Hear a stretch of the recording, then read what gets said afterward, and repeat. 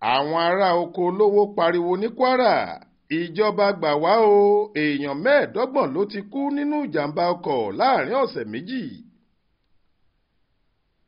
Àwọn olùgbé oko olówó àti ayélabówó níjọba ìbílẹ̀ gúúsù Ìlọrin, ìyẹn Ìlọrin South nípínlẹ̀ Kwara, lábẹ́ ẹgbẹ́ kan tí wọ́n ń pè ní Warafanau Makana Aliya, ti rawọ́ ẹ̀bẹ̀ síjọba àpapọ̀ àti ìjọba ìpínlẹ̀ Kwara pé kí wọ́n ran àwọn lọ́wọ́ kí wọ́n ṣe afárá sí agbègbè oko olówó lópòpónà márosẹ̀ Ògbómọ̀ṣọ́ sí Jẹ́bà látàrí bí òpópónà ọ̀hún ṣe ń gba ẹ̀jẹ̀ aráàlú lójoojúmọ́.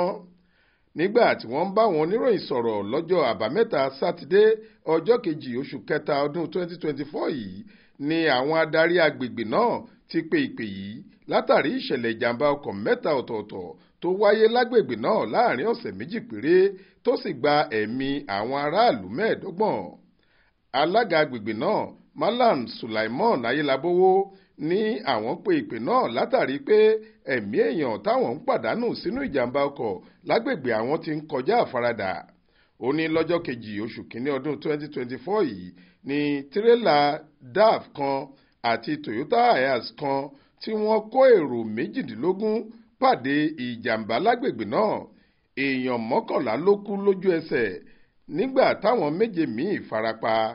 Bákan náà ló ní lọ́jọ́ kẹjọ oṣù kínní yìí ni ìjàmbá míì tún wáyé lágbègbè oko olówó níbi tí àwọn 10 ti tún gbẹ̀mí mì nínú àwọn èèyàn 20 tó fara kááṣá ìjàmbá ọ̀hún. Òmíì tó tún farapa ẹni èyí tó ṣẹlẹ̀ lọ́jọ́ kẹẹ̀ẹ́dọ́gbọ̀n oṣù kínní ọdún 2024 yìí níbi tí àwọn èèyàn ti jóná gbúrúgbúrú níbi ìjàmbá ọkọ̀ táǹkà àti àwọn tírélà 2 míì.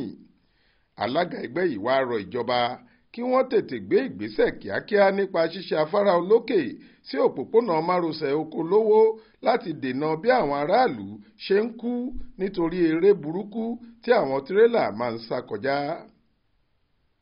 Ibrahim Alágúnmu ló ṣàkójọ ìròyìn yìí fún iléeṣẹ́ tẹlifíṣàn Aláròye online. Faith Adébọ́lá ló kà á sétí ìgbọ́ yín.